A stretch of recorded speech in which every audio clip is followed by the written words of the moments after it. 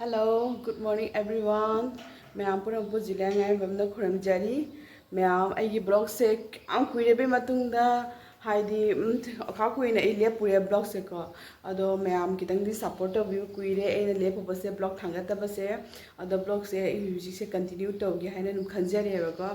ado ma'am continue to se su dum haidi akoi se Ngasidi angangi school banni ko adagi di ban oibaga doi mathakta mama papa se US sakhiba to ko adodo ngasidi lakpa no mini thungba no mini hujipri thungoi moi se Delhi da thungaga Delhi da hi se kana tawraga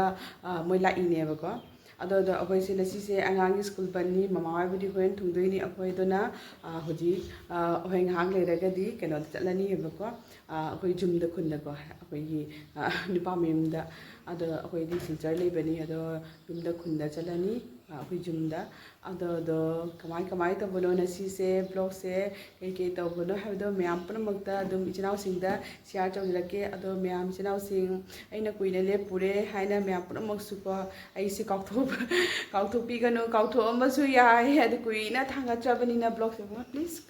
ado dona myam mathang kai to bono haida ichinau singda dum share tawrake hoji hoi nga le raga budi hoji pudi ngalli mai nga le raga budi akoi se thongna ba tawdoi ne ba ko hoji pudi ngal khada budi ngalli ado yum chalaga su ata su akoi su kui ata leitabani na ko kui na leitabani jum thadok pe jum su chairang mani molam mani ado su kai kamai thawani haido myam da yang halake share tawrake ado yeminasi makhatana dum kamai papa ma laktegi mari kai kamai tawda chalaga kamai kari tawi haibado ko ado su jeng halake ado hojiti ayuksin ngalli bani na ko ichanu pase dum ngahak like taw halli mai school gi worksheet pek pa humbang pek pa mayam sing do ko ado jeng halake mayam chana sim na pase siga ka tawraga larik se taw halli ngahak ado ma school gi mai keno se worksheet se ka tawi ase se ka tawraga horen hale ga chatoi ni ado mathakta di sige gi leiba chakani ngata ne ka mama chana pase siga phamaga larik tawi mai school gi je ko adagi di myam siga tv se makha da leise ase na khoi gi doni ba ko ase senamo akhoi se kariai anoba lobani ba ko sony gi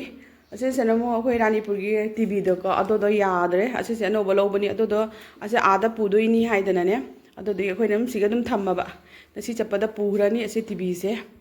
ase lahan keno gi duga kali puja durga puja keno gi duga offer gai duga lo ho bani ba ko duga keno gi duga puja da kali puja da lo bani ba koina duga puja je okay duga puja keno duga puja da tv se lo bani ha ba duga puja da oina lo mana ado doni do papa yu sa da leita bani na ado gi koina pudre nasi se di purani nasi chapada jum chapada anani myam mathang dum jeng halake kari to bono haido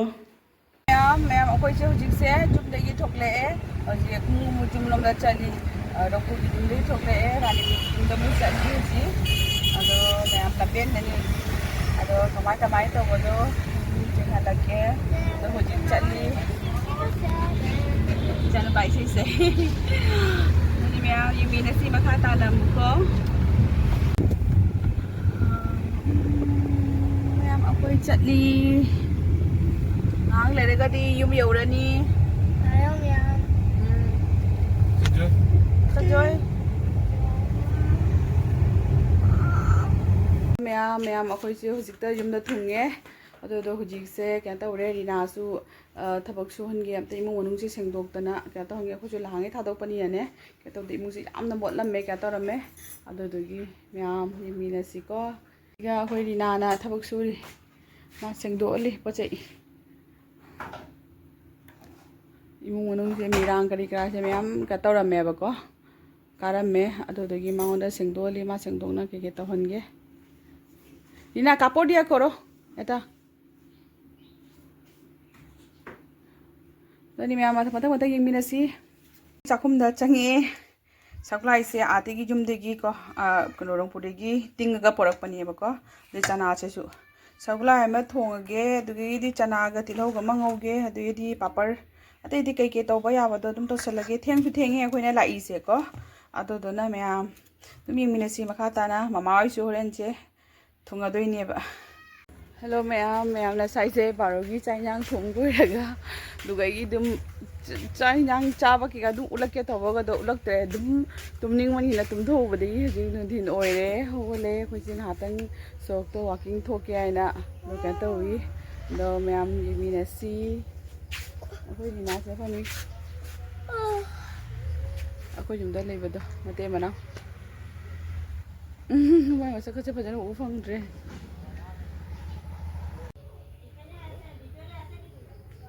जेटा एटा से ओटा ओटा ओटा ले आओ खाली ASCII ले आनो रिना मैं कोई से दम थोरक तना फिसारी पान जाउरे फिसारी गेट लोन खबा ओ कोई सजोन ला गेट लोन लम्मे फिसारी कोई से फिसारी मनु से हातंग चौ हे तौबा तौद्रे हेंग ओइना Changani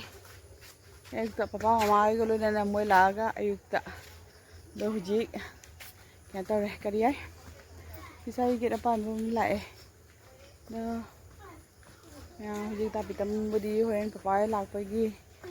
kai nga bu leu du no khang de nga le chakani bazar da budi ya phang le jeran la ga thong wi ra ni ado myam jing mi na si nga thong bagi ni ai na si nga se da bitam na nga singwen lo ri e ne ko ado ga du gi di si na tomato ke ka sem na loire ado ji se nga thong na ba tawrani siga su khang da nga ngauri e bene ko loidri dadi dum thong lore ga la ge mai moi lak pai gi papai ato ba haw ba nga ga di pizza je se oina num pizza rani lo me ko mai la e we train che late oi da na I ka tum da ru re ba ko moi se la e moi thong le get ha de moi ji le mỗi lại ngoài là chăng welcome mà cũng đâu ngâm đây gầy đi là mấy thungare